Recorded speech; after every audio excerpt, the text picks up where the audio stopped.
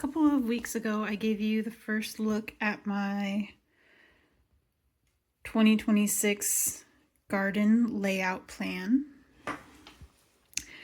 And this is still the plan. However, I still have not been able to make it out to the garden to see if this is a realistic plan. It's flooded, which has frozen and is now covered in snow. So there's a lot going on back there. This is very unusual for this area. That's not something that I'm going to be experiencing every year. I also have plans to fix some of the drainage before next winter. So hopefully, for several reasons, I won't be experiencing flooding like that all the time. What I want to show you next in this process is how I decide when to start things. So this is everything I want to plant besides herbs. And what I write out for myself is what it is, how many I want, days to germination, total days to harvest, and then I look at my frost dates. So I am now in grow zone 7B. I used to be in grow zone 8B. And the difference there is that I think where I was living, I had roughly 160, 170 days of growing. Here, I have about 137 days of grow time. My last frost date is roughly May 11th. And then my first frost date is roughly September 26th. Now, what I will say for that is this year, I was here and our first frost date was not until October. So, those frost dates vary. So once I know how many days something needs, I start planning my first plant out of that thing. Carrots isn't actually a good example, and I'll tell you why later. So let's look at green beans. So they take 8 to 10 days to germinate. So we could even round up and say 2 weeks just on the long side. And then they take 45 to 75 days to harvest. So that means that I want to be starting them indoors on March 1st. You don't have to start your beans indoors. You can start them outside if you like. Last year, I had so much pest activity that anything that wasn't very big, including all of my bean plants, I did not harvest a single bean, were eaten by either slugs or voles. And what I mean by that is I had slugs and voles, and they both attacked them. So one or the other got to them at varying points. So what I'd like to take this year into my garden is planting things indoors a bit earlier so that I have much larger seedlings to plant out into the wild. The other thing I'm going to be doing is I'm going to be building covers for my beds. I'm not 100% sure yet what that's going to look like. Probably some sort of hinged frame with, at the very least, mesh, maybe greenhouse plastic, to cover my plants so that less pests can actually get to them. If you're interested in a sheet like this that's in Excel spreadsheet / Google Sheet format, go ahead and drop a comment below and I'll send you the link to download these. And it'll give you, I'm only doing the plants that I generally use, but it'll give you a planting guide for how to put your plants out, when to start them, all that. Although 2025 was a huge rebuilding year for me, 2026 is going to be very similar, as it turns out. what I mean by that is I'll be starting fresh again in a new garden, in a new grow zone, in a new community. And this community is very remote. So that's going to add potentially some challenges to getting materials that I will need for projects, especially the garden, but projects in general have already posed a bit of a challenge at times. The nice thing about the upcoming times is that the weather will be more mild, and that means I'll have opportunities to go outside of my community and get things I need without ordering things online, which is what I'm really looking forward to. One of the things I'm really focused on is going lower tech, and part of that will mean really limiting, if not completely stopping, ordering things from the internet. Along with planning out all the planting I have for the garden, I also have a huge to-do list for 2026, and that includes indoor house projects, outdoor house projects, as well as all the projects I have for the property, as well as the garden area that go beyond just having a garden. I'm also going to be turning the tiny house into an Airbnb, which means I have a huge to-do list to get that set up and going as well.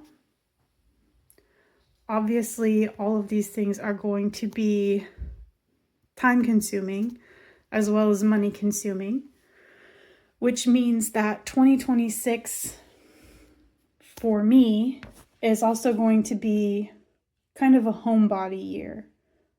I'm not planning any big travel, probably not even really going to be seeing a bunch of friends and family, things like that.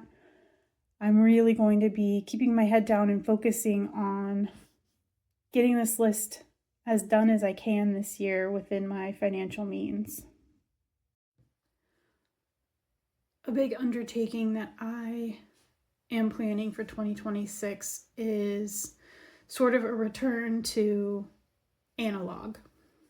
And for me, that's going to look like no streaming services. So I'm going to be investing in ownership of any media that I am interested in having. So DVDs, CDs, etc.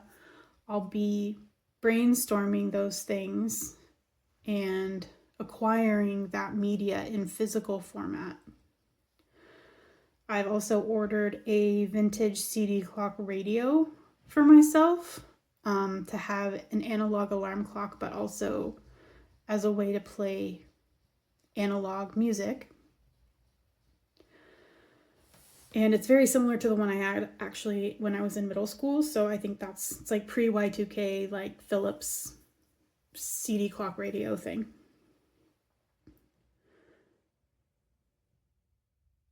So I'm cataloging the media that I already have. I still have a lot of my CDs and DVDs from before things went digital. And to be fair, I haven't jumped on digital quite as much as a lot of people. I definitely have been using Spotify the last couple of years, but only the last couple of years. And I also listen to things on YouTube fairly frequently. But I never got rid of a lot of my physical media. And I already own a pretty large DVD collection. So I'm going through and figuring out what I want to add to that. I will say a lot of the CDs I had are not in the best condition. So some of those I'm going to be replacing. And then I'm also going to be adding quite a lot to my CD collection and my DVD collection, but definitely my CD collection. I'm somebody who has absolutely loved Google and having all that information at my fingertips every second of the day.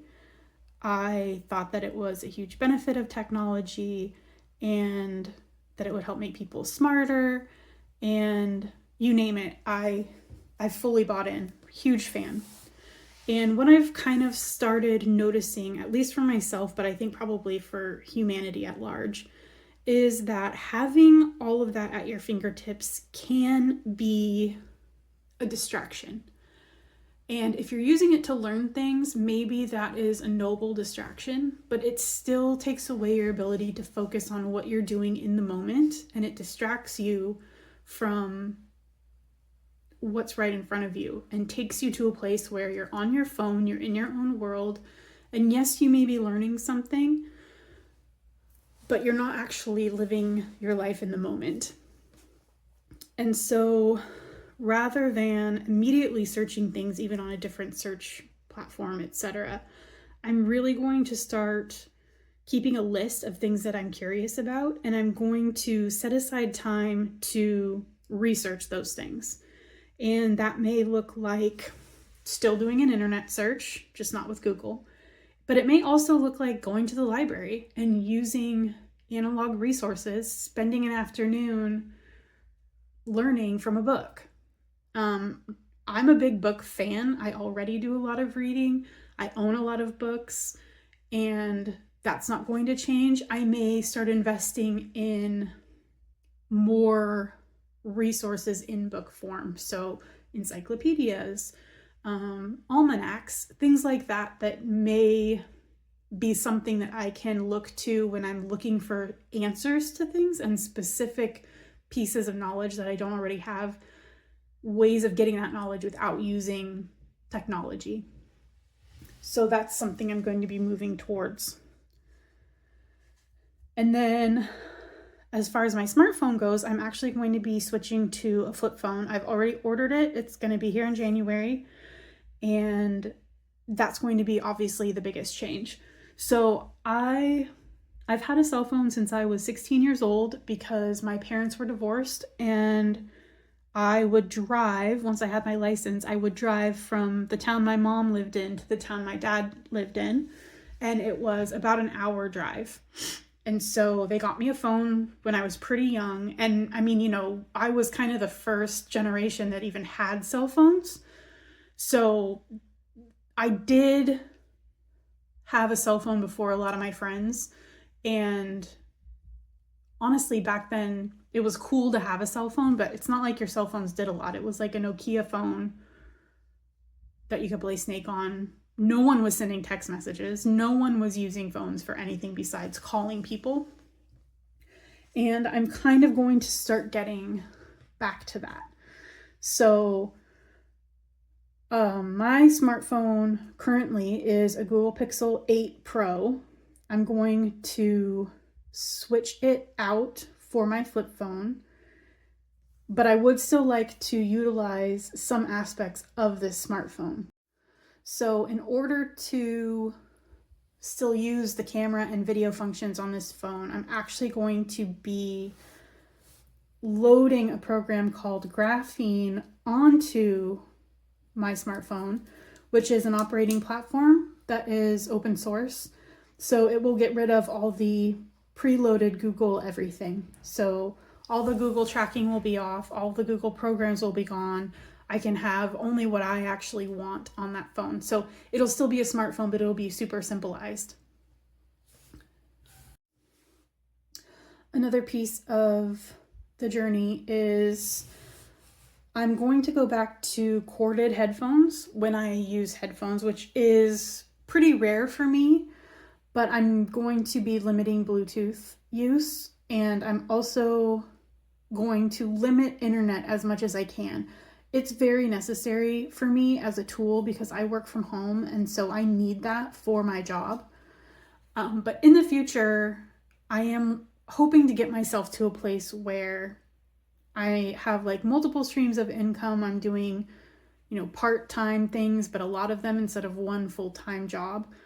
And once that happens, I do sort of wonder if I will be able to kind of let go of the internet. Both the local library and the local coffee shop offer free Wi-Fi. So I would be able to use it as needed from time to time without having it in my home.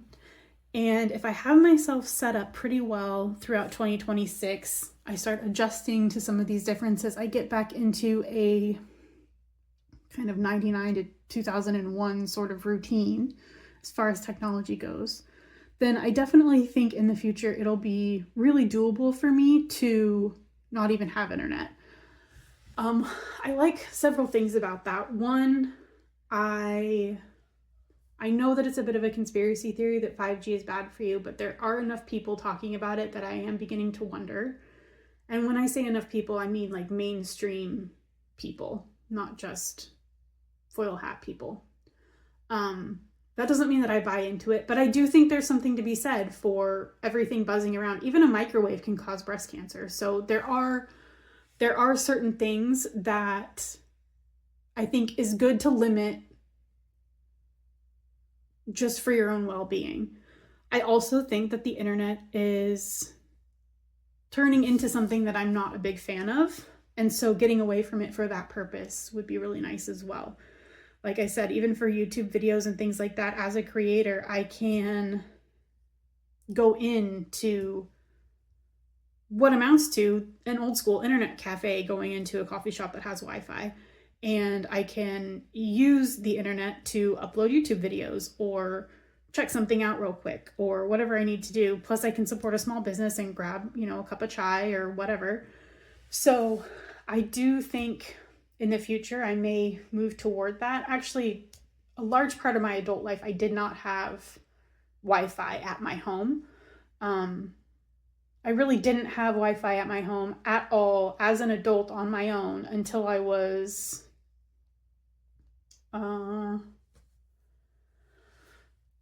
34, 35, I think is when I first had Wi-Fi as an adult, because I used my phone for basically any internet stuff I needed, or I went to the library. And so getting back to that a bit, I will say part of the problem here is that there isn't very good cell service. So using cell signal as your main means of internet is not realistic as far as, long term. But if I start moving away from even using the internet much, then that could start to be a more realistic possibility. I am beginning 2026 with a very snowy, wintry wonderland outside. I'm quite excited about it. I like this type of weather. I like the sort of forced homebodiness in winter. I will say that digging out my driveway was not the most fun thing I've ever done. It's a very long driveway, and that was quite a lot of work. It took several hours, and at the end of it though, it felt beginning 2026 with a very pretty rewarding and very much like something that a lot of people are just used to doing. I've had 2 rough winters in a row now, and this level of rough winter isn't actually normal for either place. But last year was just a rough winter where I was living before, and then this year was just a rough winter here. So it won't probably be like this all the time. However, I also recognize that climate change is a thing, and I think this more extreme weather will continue. And so this year, seeing it in such an extreme place is really a benefit, because it shows me what's possible here. And, now I can start planning ways to mitigate that without being surprised by it. That's going to look like putting in new gutters, which I was already planning on because the ones I have are not good, but also way more water collection and ways to divert the water as well. So French drains, things like that, just more drainage in general around the property, to keep things from building up, flooding, etc. But it's been a really beautiful way to start the year. The other downside is I'm not able to really get out, explore, and prep the area that I am planning to turn into my vegetable garden. And that has been pretty challenging just because I didn't really have a lot of time here before it flooded. I basically did the walkthrough before I bought the house, and then I did 2 more walkthroughs kind of around the entire property since I've been here. And other than that, it's been hard to be kind of outside and really in the space. And I find that's a really important part of gardening that sometimes doesn't get talked about, is just really knowing your space, becoming intimate with it in a way that you know the wildlife that's coming, you know the weather, you know which direction the sun's coming from, you know how it's impacted by wind, you know which parts of your fence are doing well and which parts aren't. Just all those little things that you learn as you observe a place. I haven't been able to do that a lot. I mean, I've looked out there and I have walked around as much as I can. But it is something that is kind of limiting my planning process a bit. And it certainly has inhibited my process of prepping that area to be a garden. So I am looking forward to some of this dissipating so I can start in on that process. It's pretty rough back there, and it is going to need quite a lot of work to get to a point where I can grow things there. I suspect the soil is probably pretty good, but I still have a lot of kind of infrastructure to put in place in order to be able to have a really successful garden back there. So in the meantime, what I'm planning is to get some winter stratification plants going in milk cartons, which I have never actually done before, but I'm excited to do it, for one, because I'm just really excited to get my hands on some plants and do something gardening related. I'm excited to have baby plants to nurture. I'm excited to get that process started. So that's something that I'm going to be doing in the next couple of weeks, as well as regular seed starting setup. I don't have a place here to start seeds, so that's something I'm going to need to create for myself. So the next couple of weeks, those are some things that you might see in some videos, is getting those things set up and just kind of that infrastructure started for gardening season, getting some seeds going that do need to be cold stratified, and continuing with the planning process as well as house projects. That's going to be just such a huge focus in 2026, is getting all these housing projects done. So I hope that you will continue to follow along with me with this project. I know that 2026 is just going to be such a huge transformation time for this entire property and the house itself, and probably me too. So I hope you follow along.